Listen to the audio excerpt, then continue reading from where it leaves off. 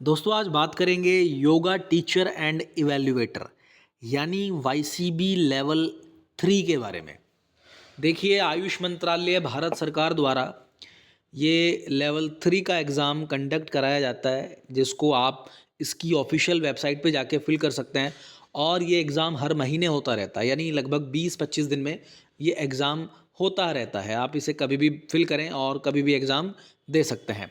दूसरी चीज़ ये है कि ये एग्ज़ाम ऑनलाइन होगा, आपके घर पे होगा। आपके पास एक लैपटॉप और एक इंटरनेट कनेक्टिविटी होनी चाहिए, जिसमें आपसे कुछ थ्योरेटिकल पोर्शन और कुछ प्रैक्टिकल और एक वाइवा आपका लिया जाता है, यानी 3 राउंड में ये एग्ज़ाम क्लियर होता है।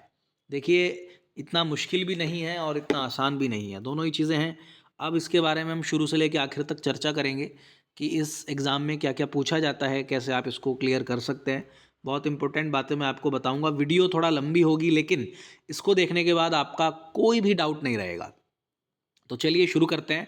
Name of the certification is yoga teacher and evaluator, यानी ये एग्ज़ाम उन लोगों के लिए है जो योग विषय को पढ़ाना चाहते हैं, टीच करना चाहते हैं, सिखाना चाहते हैं। यानी जो लोग एमए या एमएससी कर रहे हैं, पीएचडी कर रहे हैं, उनके लिए है ये। देखिए ये एक ऐसा एग्ज़ाम है जो कि भारत सरकार आयुष मंत्रालय द्वारा दिया जा रहा है। और अब तक दुनिया में सिर्फ यही अकेला ऐसा एग्ज़ाम है जो कि इंडियन गवर्नमेंट, भारत सरकार आयुष मंत्रालय आपको दे रही है। यानी आप एक सर्टिफाइड ट्रेनर या टीचर हो जाते हैं, जो कि पूरे वर्ल्ड में यानी कहीं भी आप अपने सेंटर को ओपन कर सकते हैं, आप फ्रीलांसिंग कर सकते हैं, आप स्कूल में, कॉलेज में, हॉस्पिटल्स में जॉब कर सकते हैं, आप किसी यूनिवर्सिटी में पढ़ा सकते हैं, कॉलेज में पढ़ा सकते हैं। पूरे वर्ल्ड में कहीं भी आप अपना योगा सेंटर खोल सकते हैं, किसी भी प्रकार से आप काम करना चाहें कर सकते हैं। अब देखिए इसको लेवल 3 बोला जाता है और इसका कोई ख़ास ऐसा क्राइटेरिया नहीं है, इसे कोई भी कर सकता है। देखिए वैसे इसमें कोई एज लिमिट नहीं है, कोई भी उम्र का व्यक्ति इसको कर सकता है। अब देखिए इसको करने के लिए एक बात ख़ास है कि आप कम से कम ग्रेजुएट होने चाहिए, यानी आपने कम से कम ग्रेजुएशन की हुई हो। और इसके अलावा आपके नंबर इसको पास करने के लिए कम से कम 70% मार्क्स चाहिए होते हैं। अब आते हैं कि इसमें वो क्या मांगते हैं, उन्हें कैसा एक व्यक्ति यानी किस तरह के टीचर उन्हें चाहिए आयुष मंत्रालय को, उसके बारे में थोड़ा सा बात करते हैं। देखिए गुड कम्युनिकेशन स्किल होना चाहिए, अच्छी अपनी बात को कहने और समझाने का एक ढंग होता है। जितना ज़्यादा अच्छा होगा उतना बढ़िया तरीके से लोग आपसे इंटरेक्ट होंगे और इम्प्रेस होंगे, आप उतने अच्छे योगा ट्रेनर बन पाएंगे। दूसरी चीज़ है कि आपकी मैनेजमेंट स्किल यानी टाइम का मैनेजमेंट, यानी आप कम समय में ज़्यादा से ज़्यादा चीज़ें समझा सकें, करवा सकें। तीसरा बॉडी लैंग्वेज, यानी एक योगा ट्रेनर यानी एक योगा टीचर की जो बॉडी लैंग्वेज होती है खुद की बड़ी ख़ास होती है, और वो दूसरों की बॉडी लैंग्वेज को भी पढ़ने का काम करता है। और इसके साथ साथ वो जोशीला होना चाहिए, भाषा पे अच्छी पकड़ होनी चाहिए, और उनकी इंग्लिश, हिंदी अच्छी होनी चाहिए, फ्रेंडली नेचर का होना चाहिए, इंडिपेंडेंट हो, क्रेडिबल हो, और तार्किक यानी विश्लेषण करने की क्षमता अच्छी होनी चाहिए योगा टीचर एंड इवैल्यूएटर के लिए। देखिए जब तक आप खुद से कुछ अपने दिमाग से, अपने तरीके से चीज़ों को समझने का प्रयास नहीं करेंगे, तो फिर वाईसीबी लेवल 3 का कोई लाभ भी नहीं है। जैसे पीएचडी की जाती है योग में, तो पीएचडी का अर्थ ही यही है कि आप उन चीज़ों पे दोबारा से रिसर्च कर रहे हैं, आप अपना दिमाग यूज़ कर रहे हैं खुद का। चलिए अब आगे बढ़ते हैं। देखिए वैसे ये 800 घंटे का कोर्स माना जाता है, 800 आवर्स, और कम से कम 15 महीने लगभग पार्ट टाइम में इसको पूरा करने में लगते हैं, और 9 महीने फुल टाइम कोर्स, कम से कम 9 मंथ्स। और ये 200 नंबर का एग्ज़ाम होता है। 200 नंबर में से 80 नंबर 80 मार्क्स की थ्योरी आती है, और 120 नंबर का प्रैक्टिकल और वाइवा होता है। इनसे पहले जो लेवल 1 और 2 था उसमें 60 नंबर का थ्योरी आता था, लेकिन इसमें 20 नंबर एक्स्ट्रा यानी 80 नंबर का थ्योरी आता है। अब देखिए इसमें वही सिंपल सेम पैटर्न रहता है वैसे तो। फाउंडेशन ऑफ योगा, योगा क्या है, कहाँ से आया, क्या कितने तरह के योगा हैं, और इसके टेक्स्ट के बारे में, इसकी जो मूलभूत सिद्धांत हैं, उन सब के बारे में पूछा जाता है। दूसरी चीज़ है योगिक टेक्स्ट, यानी परिभाषा क्या है, कौन सा योग करें, कौन सा ना करें, किस बीमारी में क्या चीज़ें करनी चाहिए, क्या नहीं करनी चाहिए, इसके बारे में पूछा जाता है। अब इसके आगे देखें, योगा और हेल्थ के बारे में एक अलग से पोर्शन दिया हुआ है कि हेल्थ को लेके किस प्रकार हम योग से अपने जीवन को बदल सकते हैं और अपने साथ साथ दूसरों के जीवन में भी कुछ बदलाव ला सकते हैं। अप्लाइड योगा यानी योगा को आप कहाँ कहाँ अप्लाई कर सकते हैं, किन किन को सिखा सकते हैं, इस तरह से कुछ चीज़ें मोटा मोटी होती हैं। इसके बाद जैसे आपने 80 नंबर का थ्योरेटिकल पार्ट कंप्लीट कर लिया, देन यानी 80 नंबर का आपके लैपटॉप स्क्रीन पर 80 क्वेश्चंस आपको दिखाई देंगे।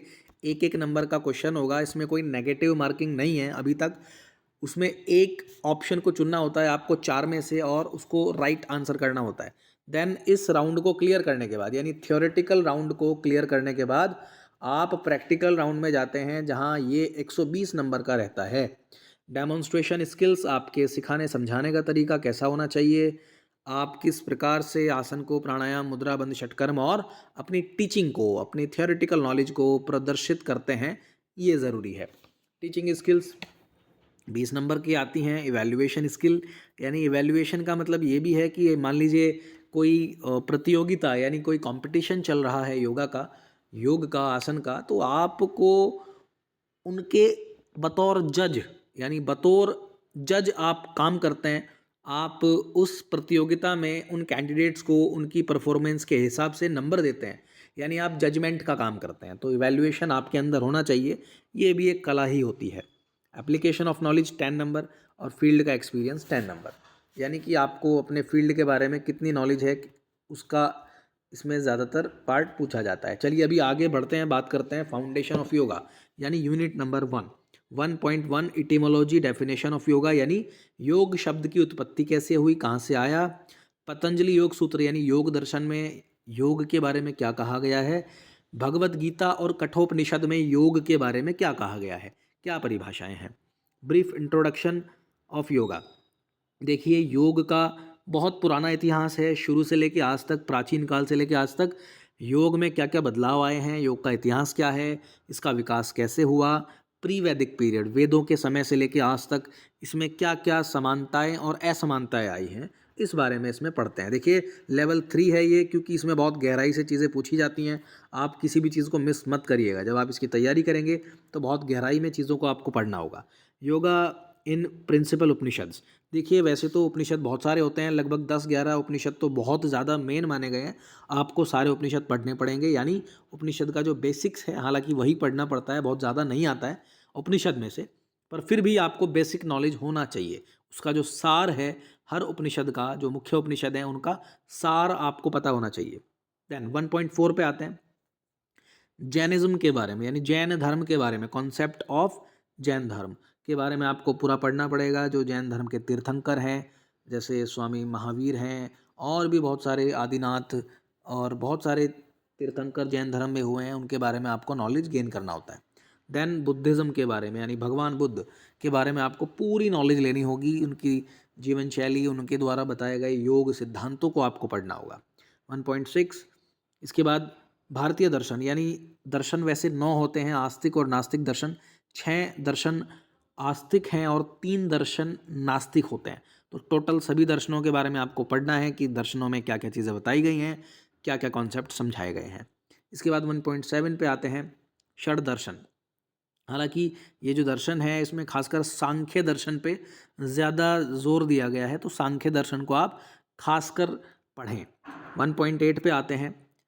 अब देखिए इसमें क्या है कि कुछ जो योगीज़ हुए हैं, बहुत खास, बहुत बड़े लेवल के जो योगीज़ हुए हैं, उनकी जीवन शैली यानी जीवन परिचय को आपको पढ़ना होगा, जो है श्री रामकृष्ण, श्री अरबिंदो, महर्षि रमण, स्वामी विवेकानंद, स्वामी दयानंद सरस्वती, स्वामी शिवानंदा और परमहंसा महावदास जी और योगाचार्य श्री टी कृष्णमाचार्य।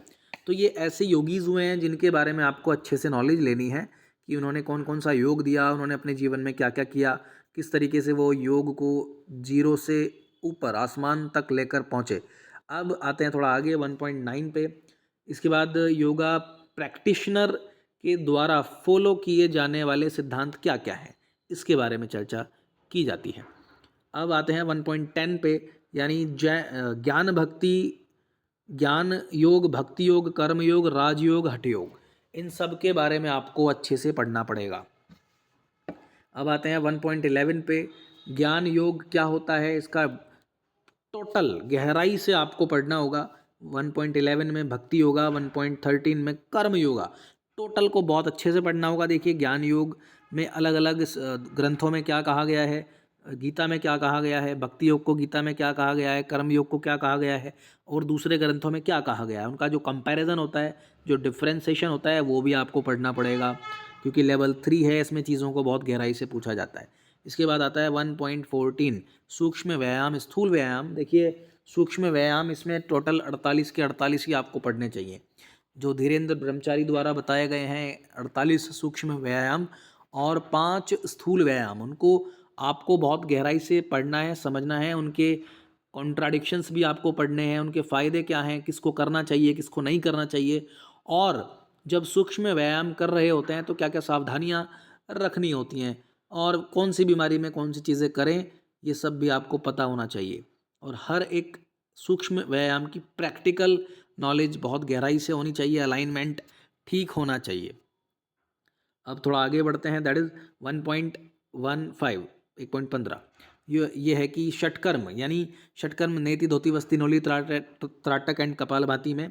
देखिए मुख्यतः इनके बहुत सारे पार्ट्स होते हैं, जैसे कुंजल क्रिया, जल नेति, सूक्ष्म सूत्र नेति, रबर नेति, धोती, दंड धोती, हृदय धोती, दंतमूल, जिह्वा, बहुत सारी ऐसी चीज़ें हैं जो षटकर्म में बताई गई हैं। कपालभाति के भी प्रकार होते हैं, त्राटक के भी प्रकार होते हैं, वस्ती के भी प्रकार होते हैं। तो बहुत सारी चीज़ें आपको पढ़नी है, बहुत गहराई से पढ़नी है। योग साधना में अलग अलग ग्रंथों में क्या क्या बताया गया है। 1.16 पे आते हैं, दैट इज़ योगासना। आसन के बारे में अलग अलग ग्रंथों में क्या क्या बताया गया है। देखिए एक चीज़ मैं आपको बता दूं, देखिए आप इसमें कभी भी कंफ्यूज मत होना कि कहीं किसी आसन का नाम कुछ मिलेगा आपको, कहीं दूसरे ग्रंथ में उसी आसन का नाम कुछ और मिलेगा, तो इसमें आप कंफ्यूज मत होना। देखिए हो सकता है डिफरेंस हो, लेकिन कई बार ऐसा होता है कि हम व्यवहारिक तौर पे उस आसन को कुछ और कहते हैं, लेकिन ग्रंथ में वो कुछ और लिखा हुआ है, तो इसको हमें स्वीकार करना पड़ेगा। देखो अलग अलग ग्रंथ में अलग अलग चीज़ें हो सकती हैं। अब आते हैं 1.17 पे, इसमें प्राणायाम के बारे में। प्राण का आयाम यानी प्राणों को खींचना, बढ़ाना, कंट्रोल करना, विस्तार करना, कौन से ग्रंथ में क्या क्या चीज़ें बताई गई हैं, कितने तरह के प्राणायाम बताए गए हैं, प्राणायाम कब करना चाहिए, किसे करना चाहिए, किसे नहीं करना चाहिए, क्या लाभ हो सकते हैं, क्या नुकसान हो सकते हैं। ग्रंथों में ये तक बताया गया है कि प्राणायाम को अगर गलत तरीके से करते हैं तो बहुत सारे रोग आ जाते हैं, इंसान और उल्टा बीमार हो जाता है अगर गलत तरीके से किया तो। चलिए आगे बढ़ते हैं 1.18 में बंध और मुद्रा के बारे में। देखिए बंध बहुत सारे होते हैं, वैसे तो 4 बंध बताए गए हैं, मूलबंध, उड्डयन बंध, जालंधर बंध और महाबंध। ठीक है, इनको अलग अलग भी एक्सप्लेन किया गया है, कई बार इसको हम मिला के महाबंध भी करते हैं। और मुद्राओं के बारे में, यानी मुद्राएं भी कई तरह की होती हैं। एक हाथों की मुद्राएं होती हैं जो हाथों की उंगलियों से बनाई जाती हैं, कुछ मुद्राएं चेहरे से बनाई जाती हैं, जैसे आपने देखा होगा भरतनाट्यम डांस में कुछ फेस के एक्सप्रेशंस दिखाए जाते हैं। नटराज की जो मूर्ति है वो भी मुद्राओं को ही प्रदर्शित कर रही है। इसके अलावा कुछ ऐसी मुद्राएं होती हैं जो पूरे शरीर का यूज़ करके बनती हैं।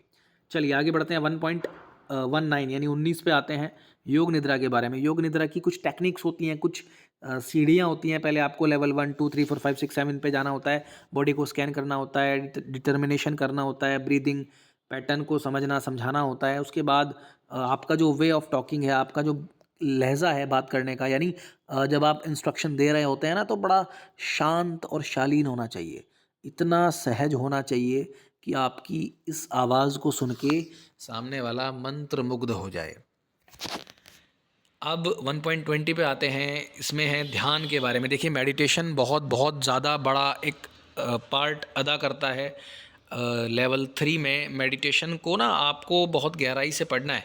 देखिए मेडिटेशन करना या करवाना अलग बात है, लेकिन मेडिटेशन की बहुत सारी टेक्निक्स बताई गई हैं हमारे शास्त्रों में। कई हज़ार तरह के मेडिटेशन हैं, कई हज़ारों प्रकार के, तो उनमें से कम आपको 15-20 तो आने चाहिए टेक्निक्स। चलिए थोड़ा आगे बढ़ते हैं, unit number 2 introduction to yoga text. अब प्रस्थानांतरयी के बारे में, यानी प्रस्थानांतरयी का मतलब क्या होता है कि जो योगा और योग के जो ग्रंथ हैं उनको प्रमाणित करता है, दैट इज प्रस्थानांतरयी, कुछ इस तरह का कंसेप्ट होता है। पुरुषार्थ चतुष्टाय, धर्म अर्थ काम मोक्ष के बारे में पूरा फुल कॉन्सेप्ट। 2.2 में आते हैं कठोपनिषद, प्रश्नोपनिषद, तैतरीयोपनिषद के बारे में स्पेशल आपको पढ़ना है, क्योंकि ये कोर्स में बहुत गहराई से पूछा जाता है, तो आपको पता होना चाहिए। आनंद मीमांसा और पंचकोश, देखिए एक्चुअली क्या होता है, कोश का एक कंसेप्ट है, आनंद में, विज्ञान में, मनोमय, तो कई तरह के कोश हमारे शरीर में होते हैं जो अलग अलग ग्रंथों में अलग अलग भी दिए हुए हैं, थोड़ा सा घुमा फिरा के दिए हुए होते हैं, लेकिन इसका जो सार होता है वो सेम ही होगा हर जगह।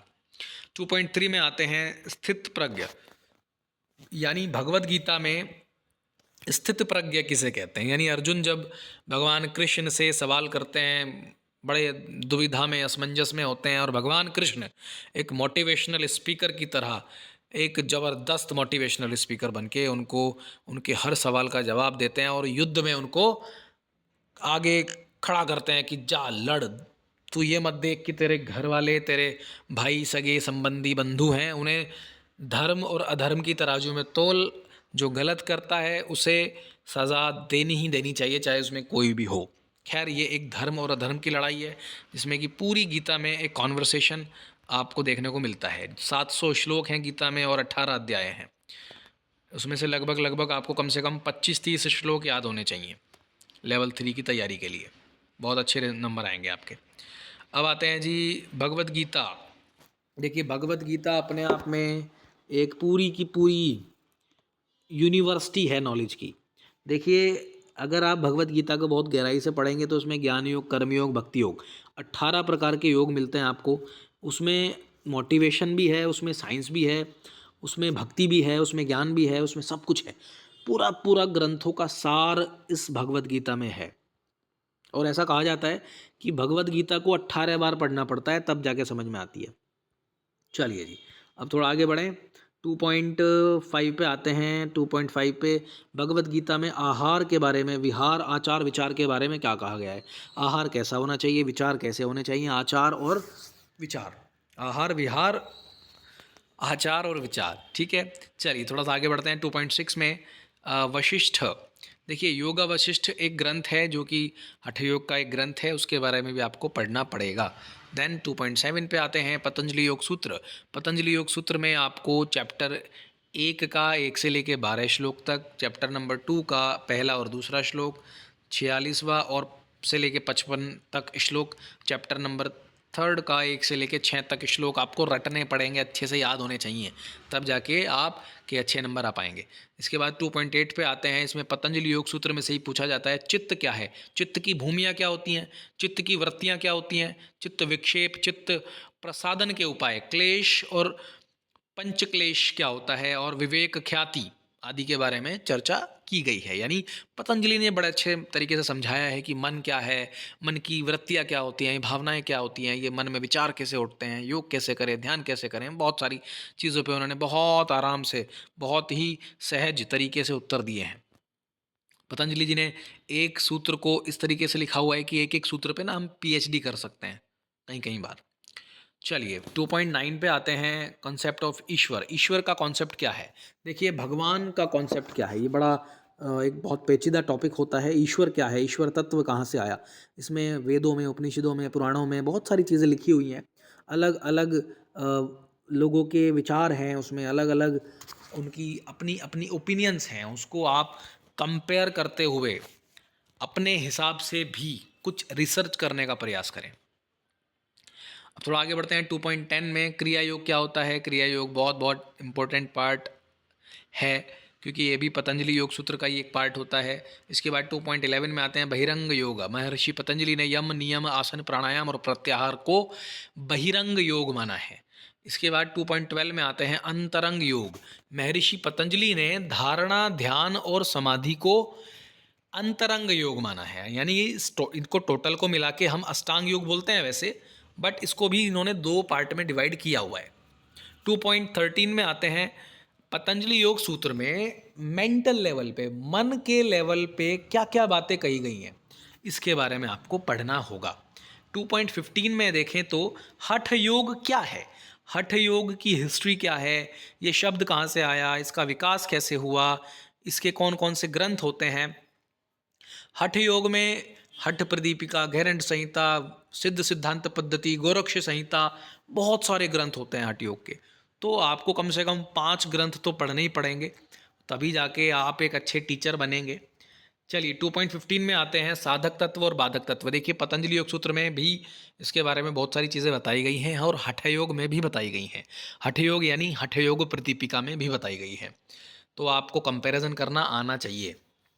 2.16 में देखें तो मथ, मिताहार और पथ्य अपथ्य का कॉन्सेप्ट, यानी कि भोजन कैसे करें, भोजन को करने की जो टेक्निक है वो क्या होनी चाहिए, आप किस प्रकार से अपने आप को स्वस्थ रख सकते हैं, शतायु हो सकते हैं। पथ्य अपथ्य, क्या खा सकते हैं क्या नहीं खा सकते हैं, यानी जब एक योगी साधना करता है तो वो क्या चीज़ें खाए क्या ना खाए।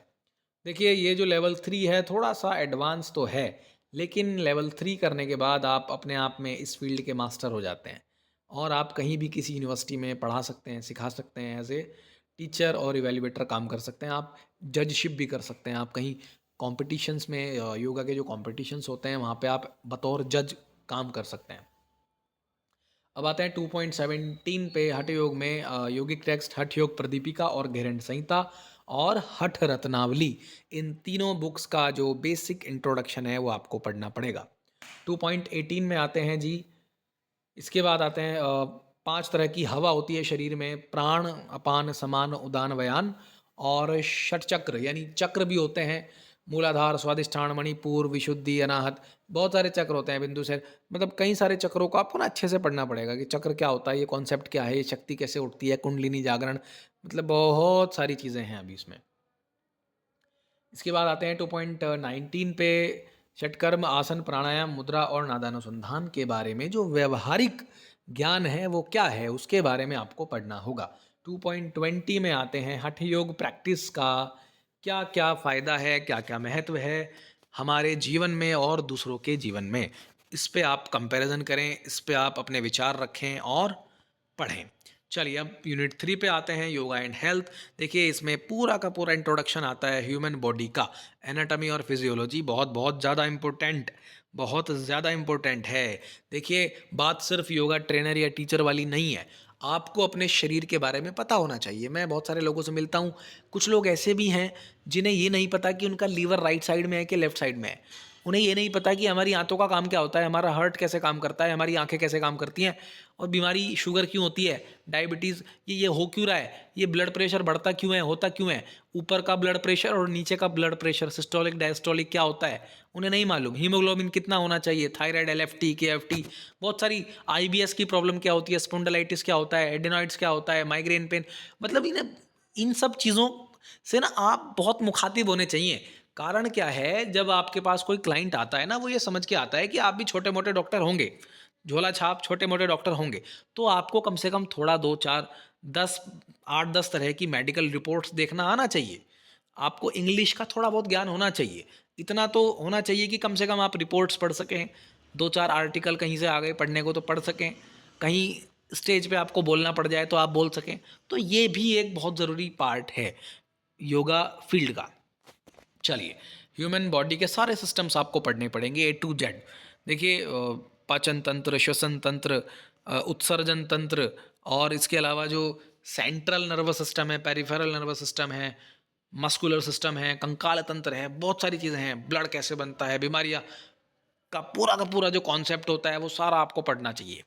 इसके अलावा इसमें हालांकि लिखा हुआ है मस्कुलोस्केलेटल सिस्टम, कार्डियोवास्कुलर सिस्टम, दिल कैसे काम करता है, डाइजेशन कैसे काम करता है, हमारी किडनी कैसे काम करती है, क्या फंक्शन है, क्यों कोई बीमारी आ रही है, उस बीमारी को कैसे ठीक करें, डाइट का ज्ञान होना चाहिए हमें, हमें आसन्स का ज्ञान होना चाहिए, किस योग में किस को कैसे कितना कराएं, प्रेग्नेंट लेडीज़ को हमें क्या चीज़ें करवानी है क्या नहीं करवानी है, बुज़ुर्ग लोगों को क्या करवाना है क्या नहीं करवाना है, यही होता है योगा थेरेपी, यही है।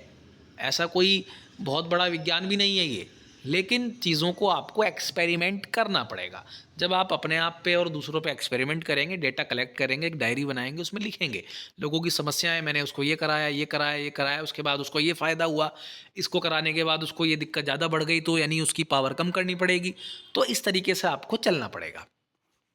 चलिए 3.3 में आते हैं, that is internal environment of body. देखिए बॉडी के अंदर भी बहुत कुछ चल रहा होता है, तो इसके बारे में आपको पढ़ना पड़ेगा। और पंच जो हमारे 5 ज्ञानेंद्रियाँ होती हैं, आँख, नाक, कान, जीभ, त्वचा के बारे में आपको नॉलेज लेनी होगी।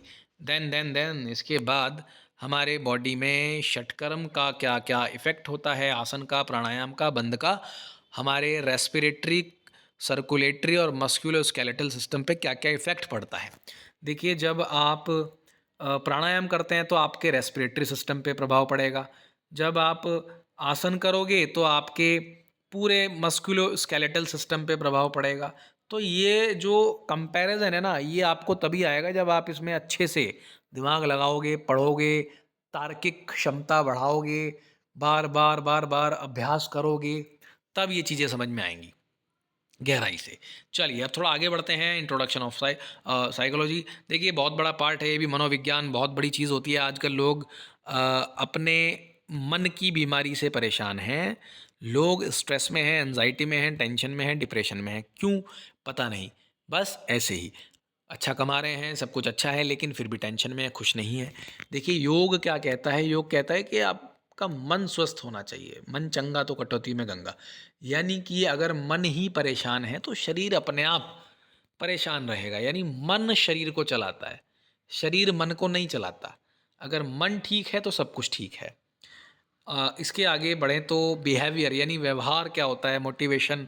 आपके अंदर ऐसी स्किल होनी चाहिए एज ए योगा टीचर कि आप किसी से अगर बात करें 2 मिनट तो वो आपका मुरीद हो जाए, वो समझे कि यार कुछ तो खास बात है इन इन योगा टीचर में, इन योगा ट्रेनर में कुछ तो बात अलग है।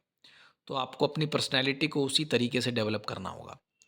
हमें प्रॉब्लम का सॉल्यूशन निकालने वाला बनना है। अगर हमारे पास कोई आता है तो हमारे पास उसकी समस्या का समाधान होना चाहिए। चाहे वो घरेलू समस्या लेके आए, चाहे वो शारीरिक या मानसिक समस्या लेके आए, या किसी भी प्रकार की समस्या लेके आए। हमारी जो काउंसलिंग स्किल है ना, वो इतनी ज़बरदस्त होनी चाहिए, तब जाके आप इस फील्ड में अच्छा काम कर सकते हो। अब थोड़ा आगे बढ़ते हैं जी। इमोशन, भावनाएं कैसे हैं काम करती हैं, भावनाओं को कैसे कंट्रोल करें। बहुत सारे टॉपिक्स हैं ऐसे जिन पे बहुत बड़ी बड़ी किताबें लिखी जा सकती हैं। खैर चलिए, अभी मेंटल हेल्थ यानी मानसिक स्वास्थ्य क्या होता है, इस पे बहुत बड़ी बड़ी थीसिस लिखी जा चुकी हैं। 3.10 पे आते हैं। इसमें मतलब साइकोलॉजिकल यानी जो मनोवैज्ञानिक चीज़ें हैं, मन कैसे काम करता है, लोगों के व्यवहार का, चलने का, फिरने का, बैठने का, उठने का और बात करने का, इन सब से बहुत सारी चीज़ें आपको समझ में आती हैं। जब कोई एक मनोवैज्ञानिक होता है वो इन चीज़ों को बड़े गहनता से अध्ययन करता है। हालांकि हमें तो बहुत थोड़ा थोड़ा बेसिक बेसिक ही पढ़ना है। चलिए अब आगे बढ़ते हैं, that is health and wellness. Health और वेलनेस क्या होता है, बीमारी कैसे आती है, प्रॉब्लम्स कहाँ से आती हैं। अब देखो, आप कहते हैं भगवान ना करे किसी को हार्ट अटैक आ जाए। देखिए हम कहते हैं ना कि एकदम हार्ट अटैक आ गया, नहीं, एकदम हार्ट अटैक नहीं आता है। हार्ट अटैक को आने में कम से कम सालों लग जाते हैं। कोई कहता है कि यार उसको तो माइग्रेन पेन हो गया। देखो माइग्रेन पेन एक दिन में नहीं होता। वो माइग्रेन पेन आने में कम से कम कई साल लगे हैं उसको। हमने बीमारी को बढ़ाते चले गए, ज़ाती की है शरीर के साथ। तो बीमारी आने में टाइम लगता है तो जाने में भी टाइम लगता है। योगा में धैर्य रखना पड़ता है। इंग्लिश जो दवाइयाँ हैं वो सिर्फ दवा दवा के माध्यम से दर्द को दबाने का काम करती हैं। योग उसको जड़ से बाहर खींच के निकालने का काम करता है।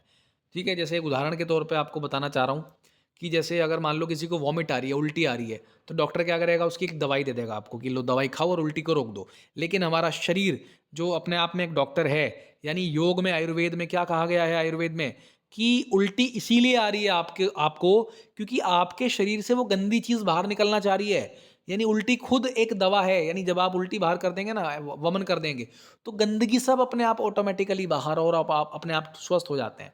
तो यहाँ बहुत बड़ा एक सोच का फ़र्क है आयुर्वेद में और इंग्लिश दवाइयों में, एलोपैथी में।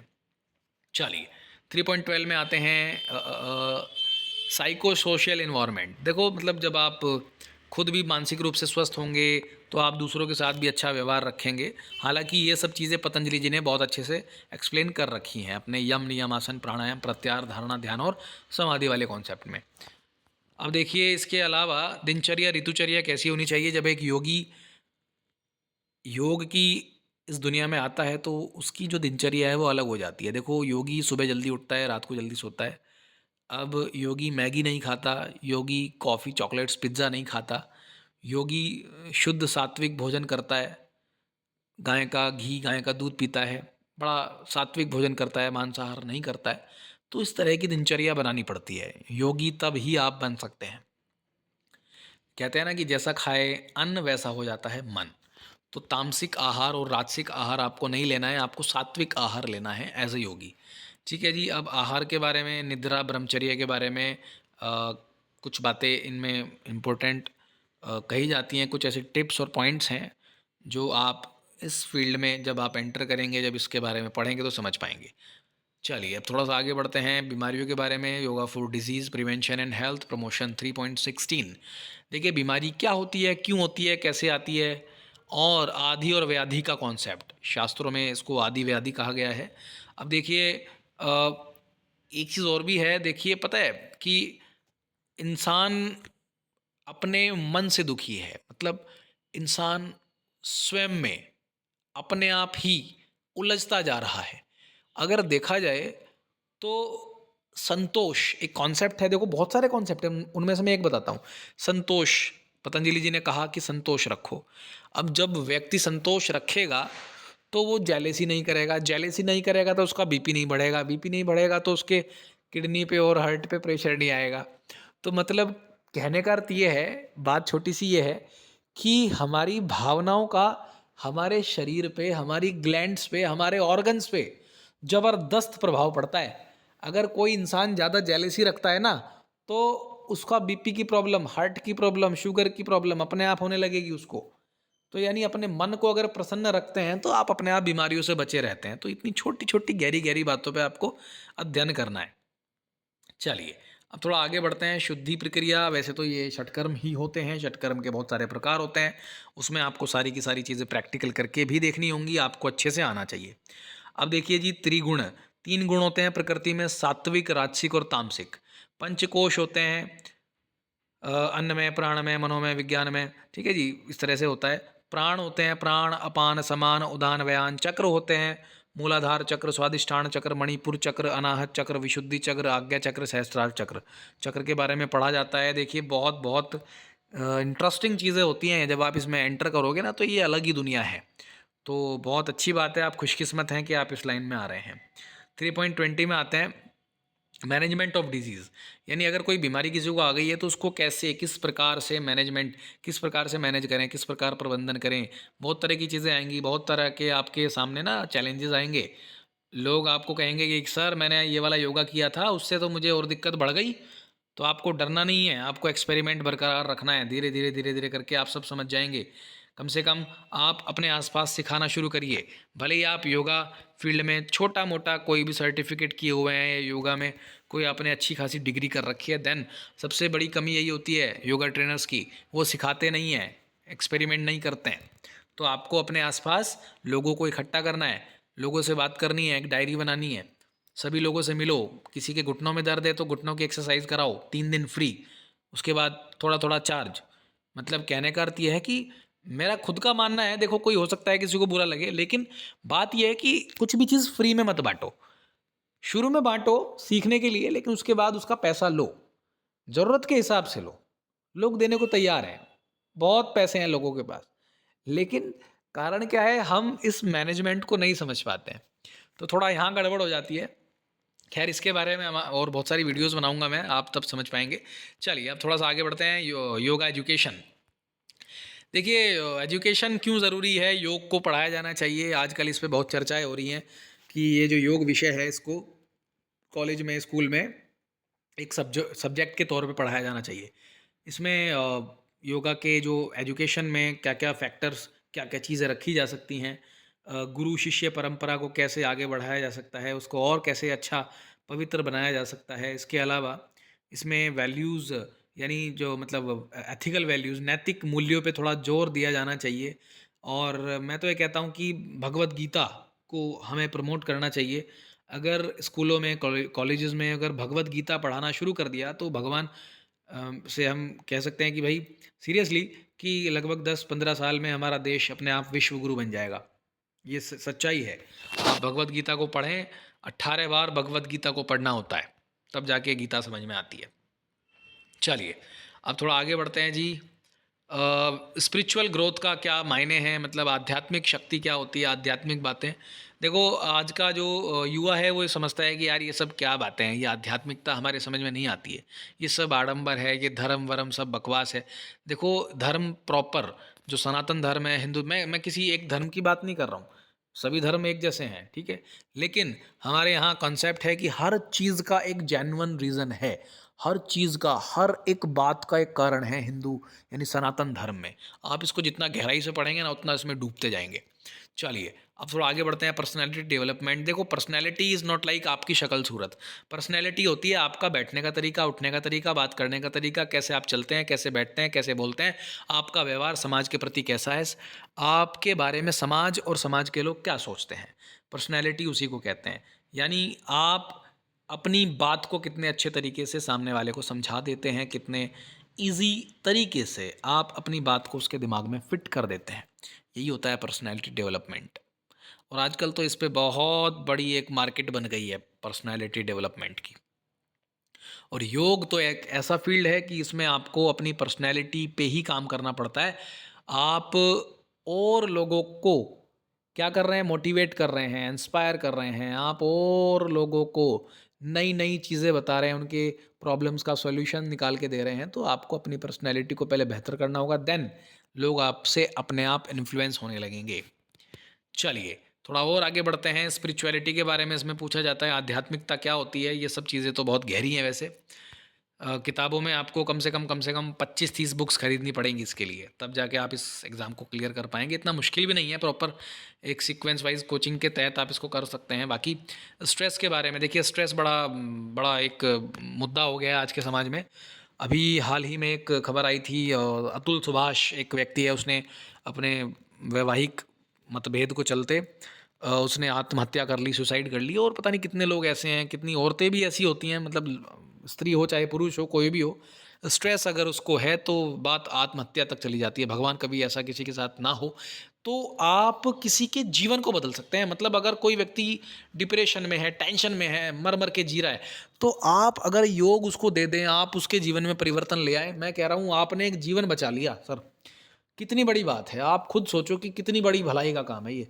कितना अच्छा एक फील्ड है, आप खुद भी सीखते हैं, दूसरों को सिखाते हैं, खुद जल्दी उठते हैं, खुद भी स्वस्थ रहते हैं, दूसरों को भी स्वस्थ रखवा रहे हैं आप लोग। मतलब आप कितना अच्छा काम कर रहे हैं समाज में, ये बड़ी अच्छी बात है। और आपको 4 पैसे भी मिलते हैं, और ये पार्ट टाइम काम भी कर सकते हैं आप। सुबह मॉर्निंग में और इवनिंग में सिखा सकते हैं, बीच में अपना जॉब कर सकते हैं, बिजनेस कर सकते हैं, काम कर सकते हैं। और ये एक सर्विस है, इसमें आपका कुछ भी नहीं लगेगा। जितना आप काम करोगे उतना पैसा मिलेगा आपको। 1 घंटे में, 2 घंटे में, 3 घंटे में। बहुत ऐसे लोग बहुत हैं, बहुत सारे ट्रेनर हैं जो पार्ट टाइम काम करके ही बहुत कमा रहे हैं, लाखों-लाखों कमा रहे हैं। खैर, चलिए आगे बढ़ते हैं। अब देखिए ज़रा स्ट्रेस की, तो वैसे मैंने मोटा-मोटी बात आपको बता दी, स्ट्रेस के बारे में आपको पढ़ना है, समझना है। और इसके आगे अब बात करते हैं बीमारियों के बारे में, जो लाइफ़स्टाइल के डिसऑर्डर होते हैं। देखो, लाइफ़स्टाइल डिसऑर्डर का मतलब होता है कि दिनचर्या अगर ख़राब है, हमारी जीवन शैली अगर ख़राब हो गई है, तो नई-नई बीमारियाँ आती हैं फिर निकल के। तो इस तरीके से ये जो दिनचर्या वाली बीमारी हैं, जैसे थायराइड भी क्या होता है, लाइफस्टाइल डिसऑर्डर है। पीसीओडी, शुगर, ब्लड प्रेशर भी एक लाइफस्टाइल डिसऑर्डर ही होता है। देखिए, इंडाइजेशन, कॉन्स्टिपेशन, एसिडिटी, आईबीएस और asthma, sinusitis, hypertension, neck pain, back pain, spondylitis, बहुत सारी दिक्कत है लोगों को। सर आप जाइए कभी फील्ड में, कॉरपोरेट में जाइए, आप किसी ऑफिस में, वहाँ 10 लोगों से पूछना, 10 में से 7 लोग बीमार मिलेंगे आपको। बड़ा प्रॉब्लम है आज के समय में। तो आप इस फील्ड में, अच्छा, बहुत अच्छी बात है कि आप इस फील्ड में आ रहे हैं, आप मेहनत करें और लोगों के जीवन को बदलें। चलिए, 4.19 में आते हैं, prevention of management non communicable disorders. कुछ ऐसी बीमारियां होती हैं जो एक दूसरे के संपर्क में आने से फैलती हैं, कुछ होती हैं जो नहीं फैलती हैं। खैर, योग से तो बहुत सारे लोगों ने कैंसर के जो कैंसर का जो इलाज है वो भी किया है। देखिए, ऐसे बहुत सारे उदाहरण हैं समाज में। एक्चुअली क्या होता है, जो एक एलोपैथी की एक जो दुनिया है अलग, वो कभी भी ना आयुर्वेद को और योग को प्रमोट नहीं करना चाहती। वो इनके कट्टर दुश्मन है। तो हमें ही कहीं न कहीं कुछ ना कुछ रास्ता निकालना पड़ेगा ताकि योग को हम प्रमोट कर सकें, आगे बढ़ा सकें। देखिए बड़ा कॉम्पिटिशन है साहब, बहुत दिक्कत है। योग ऐसे नहीं करते हैं लोग। योग को करवाने के लिए तो जगाना पड़ेगा, आपको खुद उठना पड़ेगा, लोगों को खींच-खींच के लाना पड़ेगा शुरुआत में, तब जाके लोग आपसे योगा सीखेंगे और एक बार अगर उनके जीवन में परिवर्तन आ गया, तो मैं समझता हूँ कि आपने बहुत बड़े कर्म कर दिए। चलिए जी, थोड़ा आगे बढ़ते हैं। मेडिकेशन, मेडिकेशन की थोड़ी बहुत नॉलेज होनी चाहिए आपको, यानी जो एलोपैथिक मेडिसिन्स होती हैं उनकी भी थोड़ी बहुत समझ हल्की-फुल्की होनी चाहिए, यानी मेडिकल रिपोर्ट्स को पढ़ना आना चाहिए। LFT, KFT, kidney function test, liver function test, उसके बाद यूरिन टेस्ट, यूरिया कितना होता है, अमोनिया कितना होता है बॉडी में, हीमोग्लोबिन कितना होता है, थायराइड की रिपोर्ट कितनी होनी चाहिए, टीएसएच, टी3, टी4, तो इस तरह की नॉलेज आपको होना चाहिए। चलिए, अब थोड़ा आगे बढ़ते हैं। This is the part of practical. देखो वो जो अभी तक ऊपर हमने पढ़ा है वो 80 नंबर का थ्योरेटिकल पोर्शन था। अब इसके आगे जो 120 नंबर का है वो प्रैक्टिकल सेशन है, जिसमें कि आपको प्रणव यानी आपको मंत्र उच्चारण करना आना चाहिए। मंत्र उच्चारण बहुत बहुत इंपॉर्टेंट रोल अदा करता है। वो आपसे कम से कम 2-3 मंत्र बुलवा के देख सकते हैं, जिसमें कि अगर आपने मंत्र का उच्चारण गलत किया तो आपके नंबर कटेंगे पक्का। अब आते हैं जी हाइम्स, यानी ओम का उच्चारण हो गया जैसे, और कुछ ऐसी प्रेयर्स होती हैं जैसे गायत्री मंत्र होता है, कहीं संग छद्वम संवदद्दमम संवो मनासी जानतम, मतलब इस तरीके से बहुत सारी प्रेयर्स होती हैं। आपकी जो भी फेवरेट हो आप उसको चुन सकते हो, पर जो भी मंत्र आप याद करें ना तो उच्चारण जबरदस्त होना चाहिए, उच्चारण में गलती नहीं। 5.2 में आते हैं षटकर्म, नेति धोती कपालभाति। नेति और धोती तो आपसे करवा के नहीं देखेंगे, बस इसके बारे में पूछते हैं आपसे। कपालभाति, कपालभाति में आपसे जरूर करवा के देखते हैं वो कि प्रैक्टिकल करके दिखाइए। 5.3 में आते हैं सूक्ष्म और स्थूल व्यायाम। देखो नेक मूवमेंट में ग्रीवा शक्ति विकासक, जो धीरेन्द्र ब्रह्मचारी द्वारा बनाए गए सूक्ष्म व्यायाम हैं वो करवा के देखे जाते हैं। 1 2 3 4। शोल्डर मूवमेंट में भुजवल्ली शक्ति विकासक, पूर्णवल्ली शक्ति विकासक, और ट्रंक मूवमेंट में कटी शक्ति विकासक 1 2 3 4 5। नी मूवमेंट जंघा शक्ति विकासक, जानू शक्ति विकासक यानी घुटनों की एक्सरसाइज। एंकल मूवमेंट पाद मूल शक्ति विकासक, गुल्फ पाद पृष्ठ पाद तल शक्ति विकासक क्रिया। अब स्थूल व्यायाम में हालांकि ये लेवल 1 2 में सेम ही है, 3 में भी सेम है। सर्वांग पुष्टि और हृदय गति बहुत ही ज़बरदस्त एक्सरसाइज है, अगर आप किसी को कराएंगे तो डेफिनेटली फ़ायदा होता है इससे, मैंने खुद एक्सपीरियंस किया हुआ है। अब देखिए 5.4 में आते हैं सूर्य नमस्कार। सूर्य नमस्कार बहुत बहुत ज़्यादा इंपॉर्टेंट है आपके आसन में आने और जाने की टेक्निक, आने का जो आपका पोस्चर है, जाने का पोस्चर है कैसा होना चाहिए। जब आप आसन कर रहे हैं सूर्य नमस्कार में तो एक आसन दूसरे आसन से जुड़ा हुआ महसूस होना चाहिए। ऐसा ना लगे कि जैसे सब कुछ अलग अलग है, ऐसा लगना चाहिए सब चीज़ें एक दूसरे से कनेक्टेड हैं। सफाई होनी चाहिए आपके आसनों में, और आपको मंत्र याद होने चाहिए। आपको मंत्रों के साथ साथ ना चक्र भी याद होने चाहिए कि इस आसन को, इस सूर्य नमस्कार के इस आसन में इस चक्र पर इफेक्ट आता है और इस व्यक्ति को ये करना चाहिए, इस बीमारी में नहीं करना चाहिए और इस बीमारी में कर सकते हैं। तो ये बहुत गहरी चीज़ें पूछी जाती हैं लेवल 3 में। योगासन में नॉर्मल वही आसन पूछे जाते हैं, आपसे एक या दो वो एडवांस आसन भी करवा के देख सकते हैं। मैं कुछ आसनों के नाम आपको पढ़ के बता देता हूँ। ताड़ासन, वृक्षासन, त्रिकोणासन, पार्श्व कोणासन, योग मुद्रासन, पर्वतासन, मंडूकासन, उष्ट्रासन, शशांकासन, उत्तान मंडूकासन, वृक्षासन, अर्ध मत्स्येंद्रासन, गोमुखासन, मकरासन, भुजंगासन, चलभासन, धनुरासन, पवन मुक्तासन और इसके वेरिएशंस, उत्तान पादासन, अर्ध हलासन, सेतुबंधासन, सरल मत्स्यासन, हलासन, चक्रासन, शीर्षासन, शवासन। शीर्षासन आपसे ज़रूर करवा के देखेंगे, तो इसकी तैयारी आप पहले ही रखें।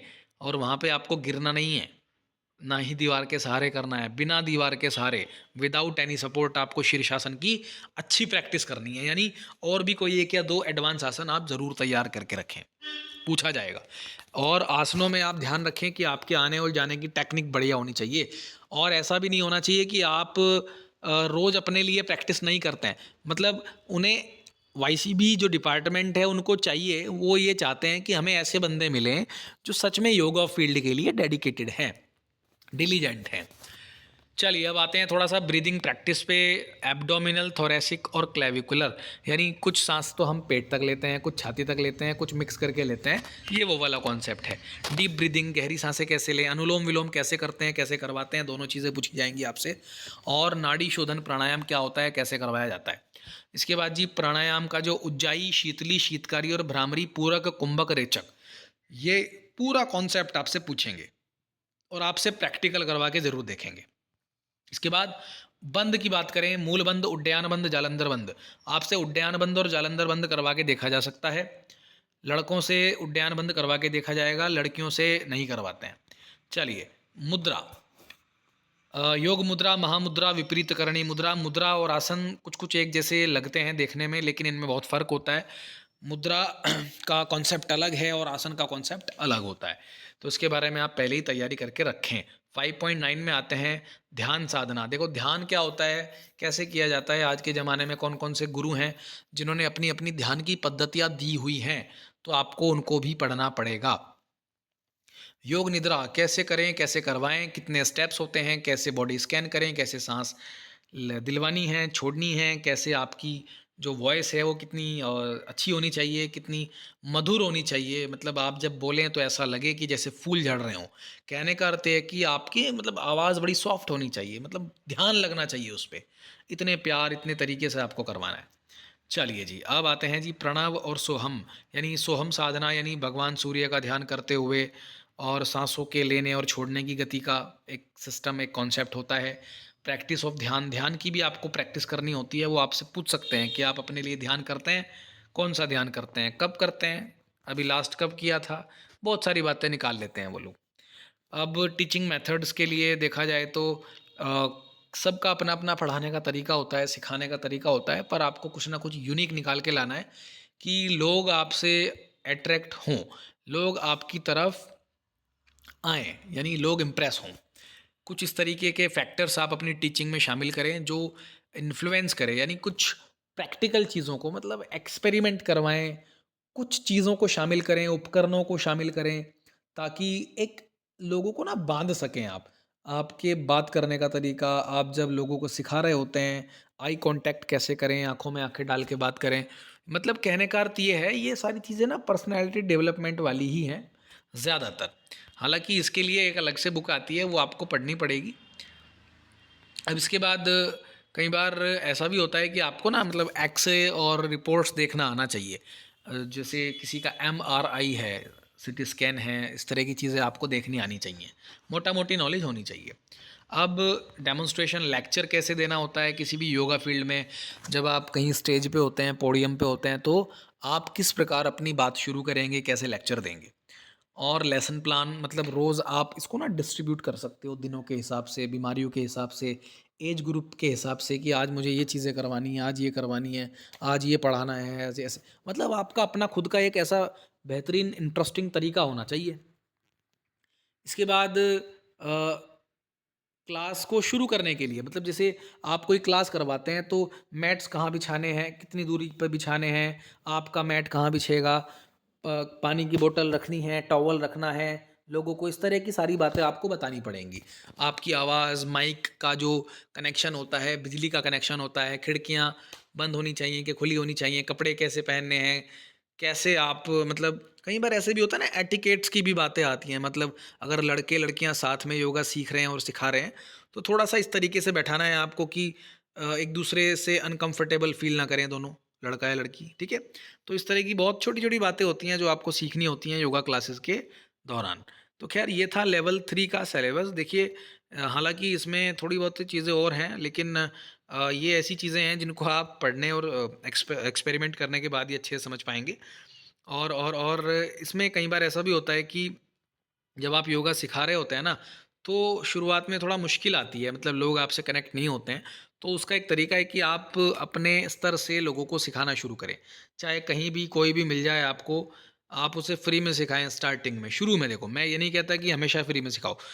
सेवा करना अच्छी बात है, मैं ये नहीं कहता, पर जो लोग योगा में करियर बनाने के इरादे से आए हैं, उनको तो देखो भैया, पैसा ज़रूरी है। भले ही कम लो पर लो, ठीक है जी। ये बड़ा अच्छा फील्ड है, बहुत बहुत अच्छा फील्ड है। ऐसा नहीं है कि इसमें काम नहीं है, काम बहुत सारा है। देखिए कुछ बुक्स हैं, आप देख सकते हैं। अगर आपको ये पीडीएफ में चाहिए तो आप मुझे मेरे व्हाट्सएप नंबर पे मैसेज कर सकते हो, जो डिस्क्रिप्शन में लिखा हुआ है। तो ये था level 3, yoga teacher and evaluator. चलिए, तो आज के लिए इतना ही। बहुत बहुत धन्यवाद। नमस्ते।